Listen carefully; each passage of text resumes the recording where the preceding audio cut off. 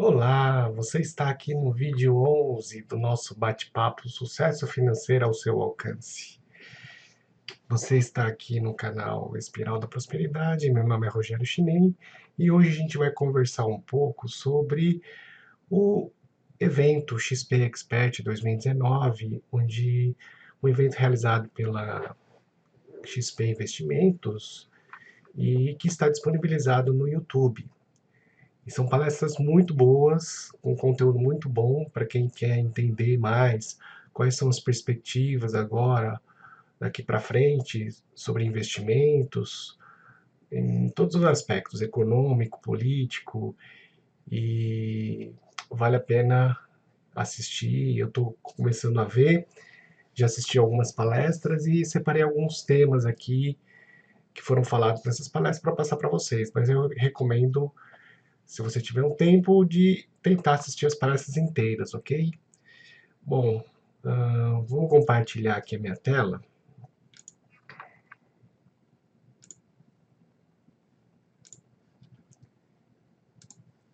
Então, só para mostrar, esse aqui é o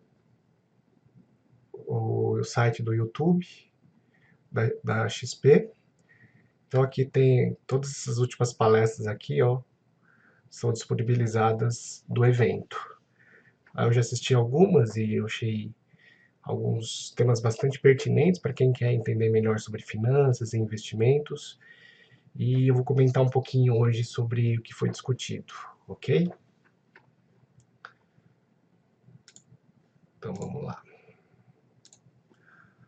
Bom, primeiro ponto, numa das palestras de abertura, uma palestra dada por Rogério Carvalho, ele comentou alguns pontos interessantes. Comentou, né, sobre o papel da XP Investimentos em relação à educação financeira e que até pouco tempo atrás, como eu já falei em outros vídeos meus, que você conseguia ter rentabilidades muito boas de até 1% ao mês, e era fácil conseguir esse tipo de rentabilidade num fundo de investimento conservador, de renda fixa, um CDI, e por isso que as pessoas eram muito acomodadas e não tinha que fazer muito esforço para obter rentabilidades boas dos seus investimentos. E que mesmo assim, naquela época, mesmo conseguindo essas rentabilidades, os bancos conseguiam ter lucros cada vez maiores, lucros recordes, e muitas vezes não recomendava os produtos que ia realmente beneficiar mais o cliente, beneficiava mais o banco, né? E aí surgiu então essas novas corretoras, essas novas plataformas de investimento, das quais a XP é uma. Eu não tenho nenhum vínculo com a XP, estou aqui falando porque é uma plataforma que eu uso, mas existem outras plataformas, e que isso possibilitou o acesso a investimentos que até então eram apenas disponibilizados para investidores, grandes investidores, investidores de alta renda, e de certa forma isso é uma democratização do acesso aos investimentos, ok? Então vale a pena a gente procurar essas plataformas, e não só da XP, como de outras corretoras, e procurar alternativas melhores de investimento do que de bancos, ok? Deixa eu ver o que mais. Bom, ele colocou um dado importante aqui, interessante, em relação à poupança. Como eu falei já em alguns vídeos anteriores, a poupança não é atualmente um investimento muito bom. Você acaba perdendo dinheiro, deixando dinheiro na poupança. E comentei no meu último vídeo sobre risco em investimentos, como as pessoas têm essa noção, né? Elas acabam investindo na poupança por acharem que é um dinheiro está mais seguro se você deixar na poupança do que você investir em outros investimentos. Eles acham que vai perder dinheiro se deixar num multimercado ou se for investir em ações. E vale a pena você dar uma olhada no vídeo anterior, que é até bem filosófico e acho que você vai gostar. Mas termina de ver esse vídeo e depois você vê lá o vídeo anterior, ok? Então, ele comentou nessa palestra em relação à poupança que 200 mil pessoas ainda hoje têm mais de 300 mil reais na poupança. Ou seja, isso dá um montante de 120 bilhões de reais. E existem 15 mil pessoas com mais de 1 milhão de reais investidos e deixados na poupança. Olha só, né? Quanto de dinheiro que essas pessoas estão perdendo deixando na poupança. Por quê? Por causa dessa mentalidade, dessa cultura de que a poupança é segura e que estão acostumadas com esse tipo de investimento e, em vez de procurar conhecimento, procurar informação, acaba deixando por comodismo, deixando na poupança mesmo. E hoje em dia a poupança está pagando 70% do CDI. Então, as pessoas que estão deixando dinheiro na poupança estão perdendo dinheiro, né? E ele comentou também na palestra em relação à falta de cultura de educação financeira do brasileiro, né? Hoje em dia, eu estou aqui comentando com vocês sobre educação financeira e outros canais aí no YouTube também falam sobre educação financeira e cada vez mais a gente vê que o interesse está crescendo, porque as pessoas estão despertando que a pessoa falta ter uma carência desse tipo de informação.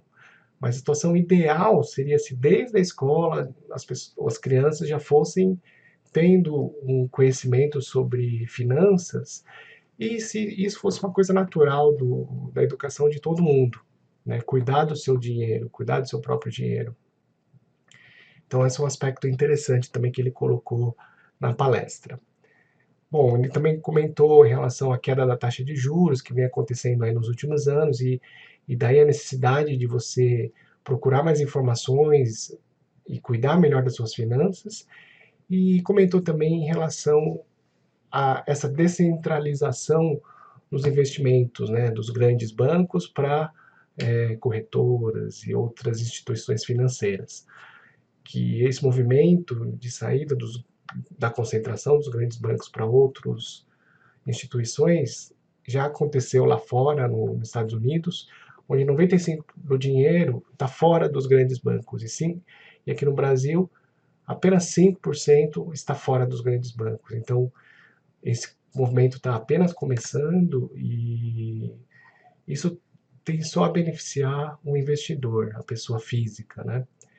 Essa multiplicidade de opções, de corretoras, essa competitividade que vai reduzindo as taxas, né, os impostos e as taxas de administração, e isso só faz bem realmente para o investidor, ok?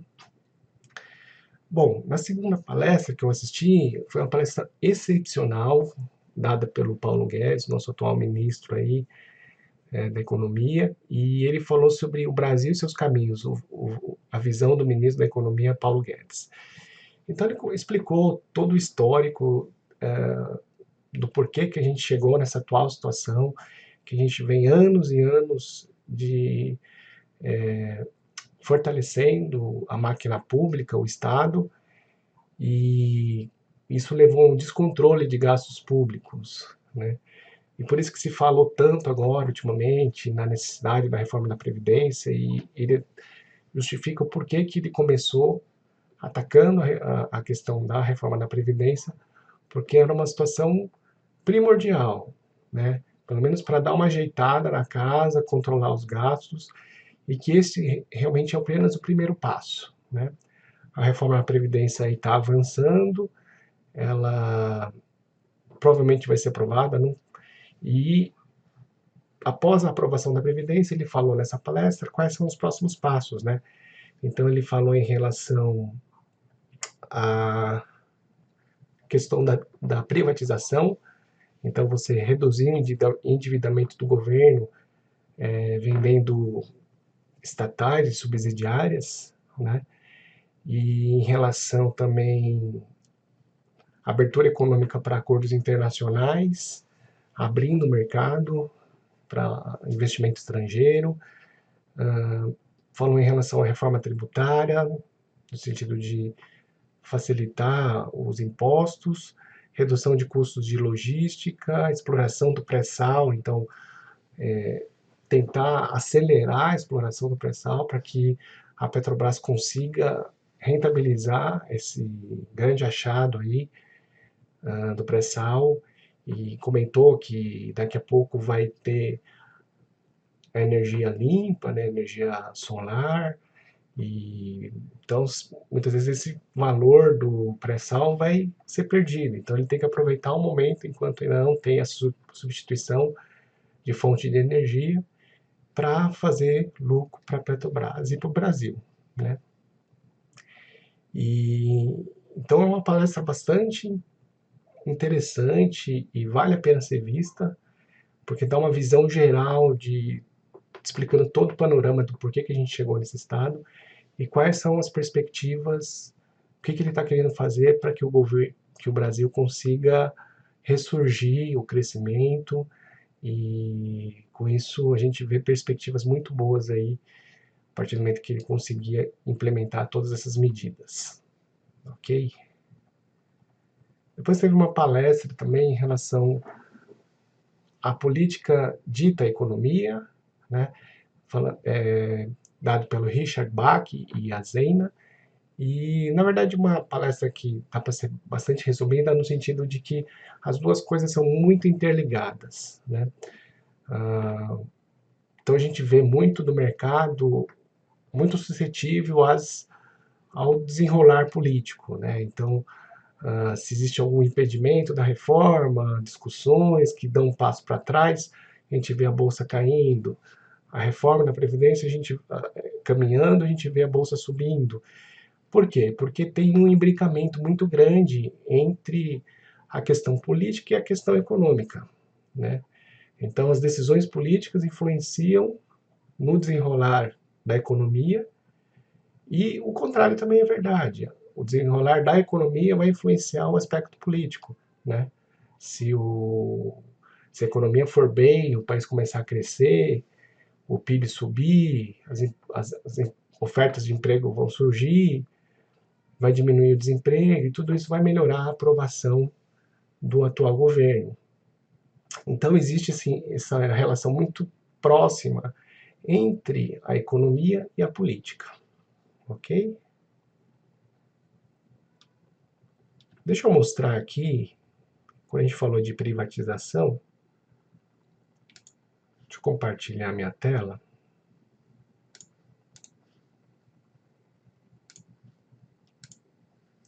Então, essa aqui é uma reportagem que saiu agora em junho desse ano, na G1, comentando que o governo atualmente tem 134 estatais, sendo 88 são subsidiárias da Petrobras, Eletrobras, Banco do Brasil, Caixa Econômica Federal, Correios e BNDES.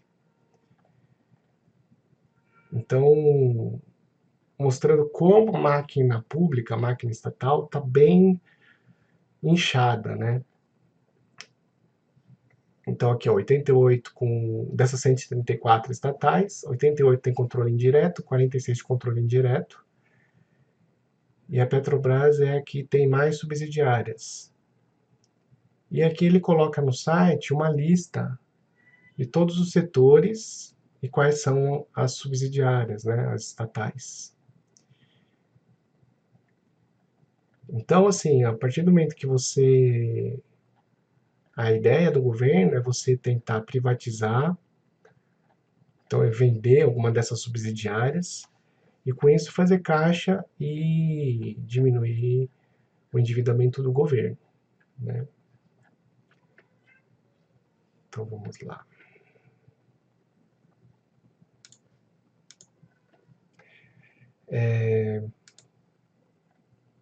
E a outra palestra que eu assisti foi um bate-papo entre vários empresários, e o título da palestra era Os Caminhos para o Brasil na Visão de Grandes Empresários, né? Então foi convidado uma série de empresários, o Flávio Rocha, da Riachuelo, João Apolinário, da Polishop, Eduardo Mofarrege, do Renova Brasil, Renato Feder, que é conselheiro estratégico do site Ranking dos Políticos e atual secretário da Educação do Paraná, Luciano Hang, da empresa Avan, e o Salim Matar, que foi fundador da Localiza e atualmente está trabalhando no governo no setor de privatizações. E foi um bate-papo bastante interessante e eu vou comentar aqui os pontos principais de cada um, né? E o interessante é que todos estão com um pensamento muito otimista e positivo em relação ao futuro do Brasil, né? Com essa nova visão pró-mercado, pró-liberalismo, estimulando o desenvolvimento da economia do Brasil. E deixa eu pontuar então o que cada um aqui falou. Bom, Flávio Rocha, que é da Riachuelo, ele foi um dos fundadores do movimento Brasil 200. E foi surgido aí antes das eleições, e a ideia do movimento é que, deixa eu abrir aqui.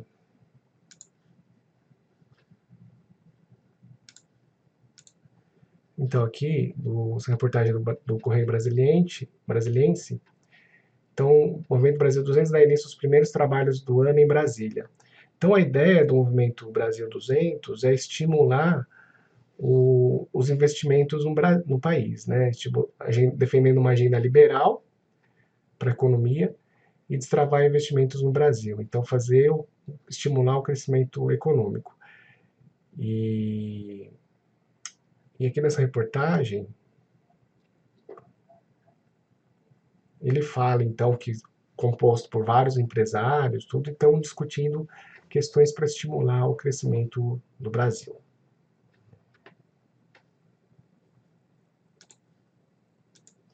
Vamos ver agora aqui.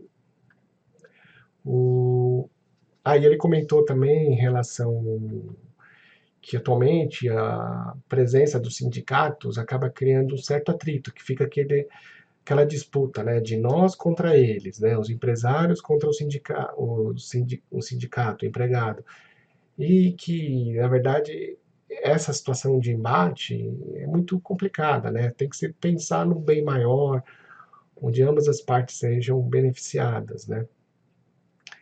Então, todos os empresários comentaram que foram anos muito complicados, os últimos anos, com a recessão do Brasil, e que foi um desafio, né, as empresas se manterem abertas e manterem os empregados, né.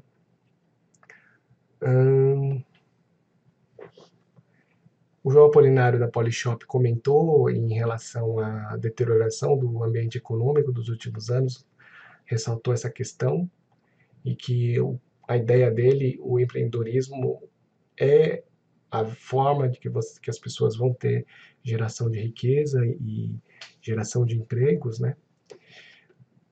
O Eduardo Mofarrege, do Renova Brasil, é bastante interessante o Renova Brasil. Para quem não conhece, ele faz uma preparação de líderes para a formação de novos políticos, né?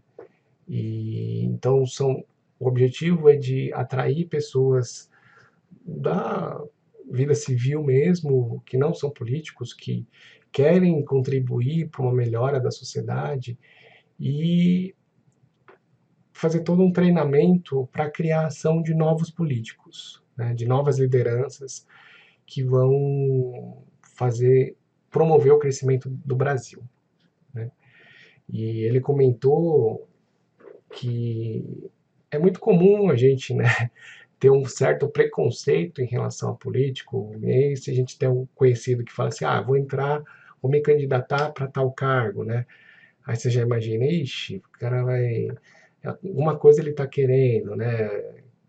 A gente tem uma imagem muito ruim, né, do político. E isso, consequência de todos esses casos de corrupção, né? E isso precisa mudar, né?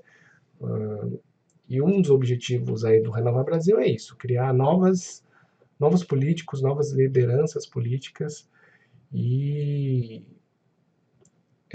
fazer com que essa visão seja mudada para que o político seja uma visão positiva, né? Então, participa das pessoas que querem mudar, né? Pessoas que, em vez de ficar só reclamando que tá tudo ruim, que o governo tá uma porcaria, assumir a responsabilidade para si e desenvolver, aplicar suas ideias aí para uma melhora do Brasil, né? Então, deixa eu abrir aqui o site do Renova Brasil. Espera um pouquinho aqui. Então, aqui, o Renova Brasil está preparando uma nova geração de líderes em todo o Brasil para enfrentar e vencer as velhas práticas. São compromissos de todos os nossos líderes. Cumprir o mandato até o fim, ter total transparência com o eleitor, tratar com responsabilidade o dinheiro público e propor uma reforma política. E aqui tem as pessoas que foram eleitas nas últimas eleições. Aqui você consegue ver todo mundo que participou do programa deles. E é interessante que aqui, ó, deixa eu ver aqui, ó, quem somos. Deixa eu ver se eu acho aqui, que eu achei interessante.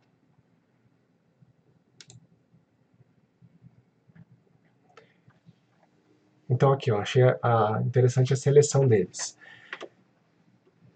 Então as pessoas que procuram o Renova Brasil, eles vão participar por toda uma formação presencial online para criar essa nova classe política, né?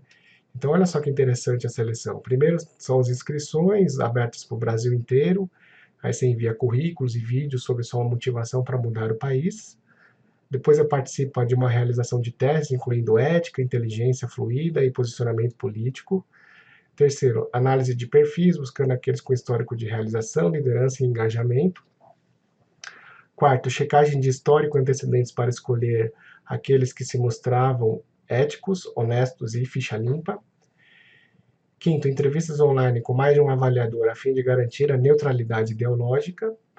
Sexto, banca avaliadora presencial com a participação de 30 especialistas de diferentes experiências e visões. Então a gente observa que passa por uma seleção bastante rigorosa e acho bastante interessante avaliar essa questão de ética, né, de honestidade. Então, assim, realmente passa por um crivo grande e somente acaba passando, sendo selecionado pessoas que estejam realmente querendo mudar o Brasil e que têm essa característica de honestidade, né?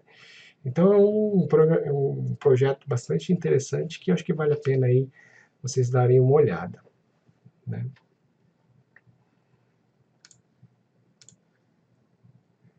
Bom, então esse projeto aí do Renova Brasil. Então ele falou, né, que é necessário mais gente participando e menos gente reclamando. E os objetivos do Renova Brasil é esse: fazer com que as pessoas que queiram realmente mudar tenha toda uma formação para conseguir chegar ao seu objetivo. Depois teve o Renato Feder, que ele atualmente é da Secretaria de Educação do Paraná, e ele comentou que um caso interessante lá do Paraná, que existem 1 milhão de alunos atualmente no ensino público do Paraná, e que 150 mil faltavam todo dia, ou seja, 15% dos alunos faltavam diariamente. A taxa de absenteísmo alta, né? E a solução para isso foi uma solução simples, que ele criou um aplicativo onde a chamada era feita pelo aplicativo e isso facilitava a comunicação. Então, se o aluno faltava, os pais eram comunicados que o aluno tinha faltado, então isso favorecia com que os pais estivessem cientes realmente se o filho está indo para a escola ou não, e consegue acompanhar mais de perto, estimular mais de perto. E no final do dia também o diretor da escola conseguia receber a taxa de falta de cada sala, de cada matéria, e com isso você consegue criar medidas para tentar estimular a frequência dos alunos. E com a implantação desse programa, em apenas 6 meses, ele conseguiu uma redução das faltas dos alunos de 15% para 10,5%. Então, uma queda substancial em um pouco período de tempo, né? Com apenas uma medida, né, de implementação. Então, isso é um aspecto bastante interessante, como a gente vê que existem muitas coisas para serem feitas aí para o Brasil crescer. E educação, sem dúvida nenhuma, é um dos pontos primordiais para o desenvolvimento do país, né? Que a gente precisa focar também na melhora da educação dos nossos alunos. E uma coisa interessante do Renato Feder é que ele é atual conselheiro estratégico também do site Ranking dos Políticos. Eu vou abrir aqui para vocês verem.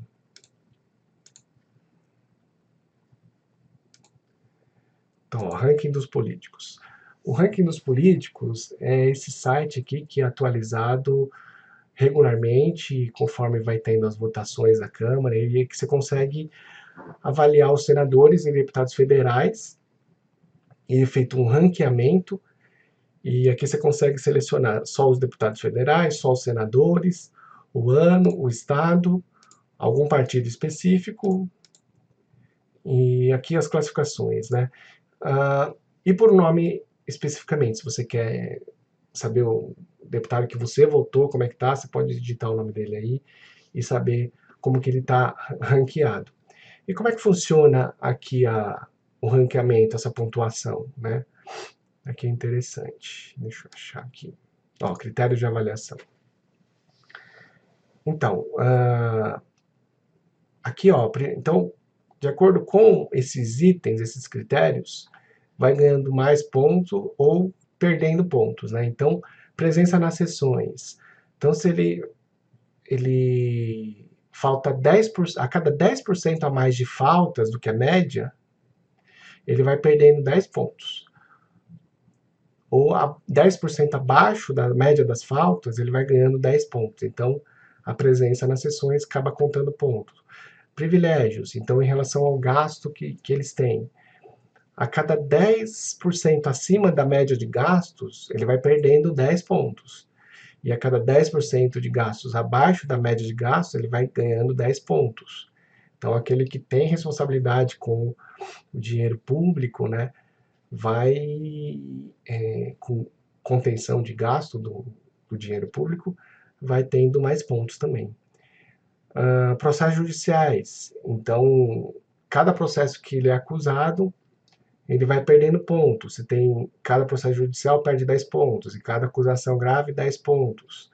Processos graves com condenação pesa o triplo. Então, se o político acaba tendo alguma acusação, ele vai perdendo ponto. Qualidade legislativa. Então, tem um conselho que é a avaliação das leis e pontua as leis que consideramos mais importantes, de menos 30 a mais 30, levando em consideração principalmente combate à corrupção, aos privilégios e ao desperdício de recursos públicos. Então, eles avaliam de acordo com as leis que eles vão aprovando e vai somando mais pontos ou subtraindo pontos. Se ele tem formação universitária, ele acaba ganhando 5 pontos. Filiação partidária, se ele tem apenas um partido, 10 pontos, então ele segue sempre a mesma linha. Se ele fica andando de partido para outro, aí ele vai perdendo ponto também. Então, assim, é uma ideia interessante, né? Esse ranking dos políticos e uma forma de você acompanhar de perto aquele político que você votou, né? Como é que está sendo o desempenho dele. E aí você pode, de acordo com o desempenho, manter o voto nele nas próximas eleições, se ele candidatar para a reeleição, ou trocar de político, de candidato, né? Então, a gente consegue ver que as pessoas estão querendo saber mais, querendo acompanhar mais de perto, justamente isso é muito importante no sentido do desenvolvimento do país, da mudança do país, né? Apesar de ser muito ruim, todos esses escândalos todos de corrupção, e um lado positivo que saiu de tudo isso é o despertar da consciência política e sobre economia das pessoas, né? essas participações populares, passeatas, mostram que as pessoas estão fartas, né, do que está acontecendo. E é uma forma de exigir o, uma resposta aí do governo, né? Então, exigir mudanças, né? Então, um aspecto positivo de tudo isso é realmente essa politização das pessoas, né? Apesar de que um lado negativo é essa polarização, né? As pessoas estão muito fechadas ao diálogo, né? Então ela assume um lado e aí mete pau no outro, mete pau no outro, em vez de todo mundo pensar no que ambos os lados têm questões boas, né? Se tivesse mais diálogo, isso abriria oportunidades para uma evolução ainda mais rápida e melhor, né, do que esse embate, né? Então eu sou desse lado, não quero nem saber o que você tem a ouvir aí do outro lado. E essa é uma postura muito arrogante que leva a perdas, né, para todo mundo, ok? Então vamos ver o que mais aqui que eu acabei vendo. Bom, aí depois falou o Luciano Hang, da Ravan. Então, igual aquela figura bem interessante, né, que ele participou aí na campanha eleitoral, e ressaltou essa questão também, que eu acabei de comentar, que as pessoas estão mais interessadas na política, cansadas com a crise, cansadas com a corrupção, e com isso elas estão mais ativas, mais participativas. E isso é um aspecto positivo. E ele ressaltou, né, em relação à importância da aprovação da reforma da Previdência, né? E eu tenho falado aqui já em vídeos meus aí que isso era uma condição primordial para uma mudança do cenário. Por quê? E ele foi bem claro, né? Ele colocou assim: ninguém vai investir em um país quebrado. E a ideia é essa, né? Do jeito que estava, as finanças públicas, o Brasil ia quebrar aí dentro de alguns anos. Que empresário, que empresa que investir dinheiro num país que ia acabar quebrando, né?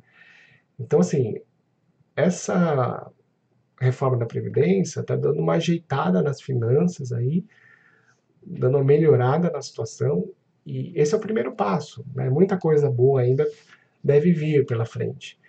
Mas esse primeiro passo já cria uma confiança do empresário de voltar a investir aqui no Brasil, né?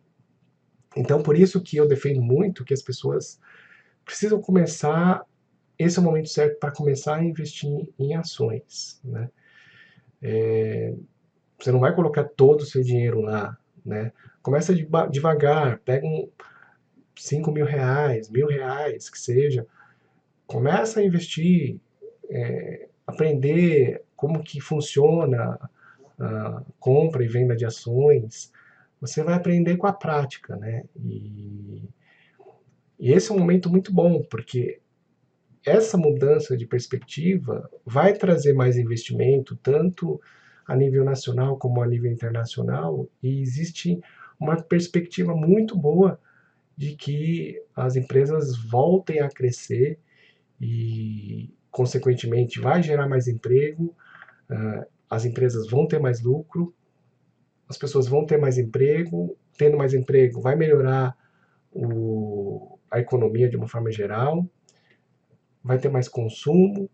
Então, assim, a economia vai reaquecendo novamente, né? Então, é isso que eu acredito que a grande maioria dos participantes aí do evento também acreditam, que a gente está num momento de mudança, né? E as pessoas estão muito otimistas aí com os próximos anos aí, a partir do momento que essas medidas forem sendo aprovadas. Depois, e por fim, participou também o Salim Matar, que foi o fundador da Localiza e atualmente ele está como secretário das privatizações do atual governo. E o papel dele é realmente pôr em prática a questão das privatizações, né?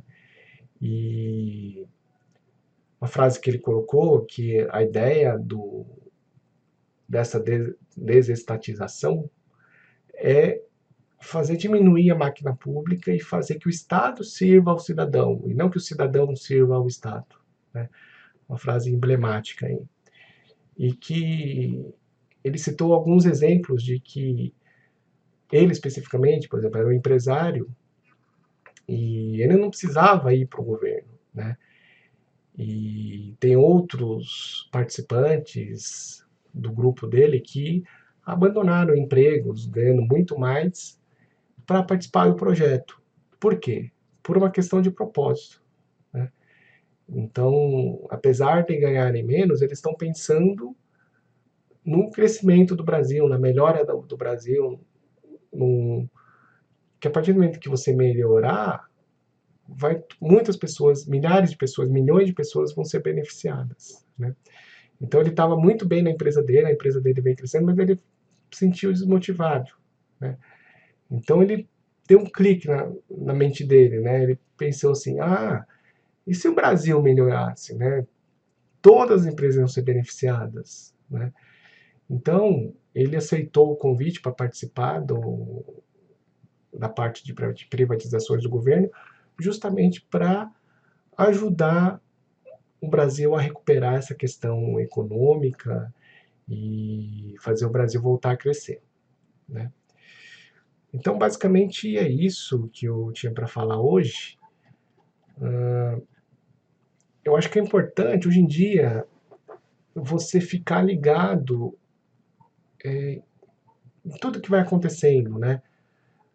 É importante você estar querendo saber mais sobre investimentos, sobre finanças, e você tem que ficar ligado, né, desse imbricamento político e econômico, e isso vai também determinar em quais tipos de investimentos você vai fazer, né? Então, por exemplo, se a reforma da Previdência estivesse caminhando para uma não aprovação, provavelmente a Bolsa não era um local para você investir, né? Porque as empresas não iam investir nelas próprias para novas indústrias, novas filiais, num país que realmente estava uma perspectiva de quebrar. Né? Então, você ficar atento ao que está acontecendo no aspecto político vai determinar quais tipos de investimentos também você vai fazer, entendeu? Então é importante estar ligado aí nas notícias, e isso vai te ajudar a tomar decisões conscientes, boas decisões para os seus investimentos também, ok? Bom, hoje era isso que eu tinha para falar, e espero que você tenha aproveitado aí o vídeo, e daqui a pouco a gente fala mais aí sobre outros assuntos, outros temas aí sobre finanças, e eu vou assistir os outros vídeos também desse evento. E se tiver informações adicionais aí que vale a pena comentar, eu faço um outro vídeo também sobre esse evento, ok? Por hoje é só. Dê um joinha aí, dê um like no canal, distribua, compartilha aí e até o próximo vídeo, ok? Tchau!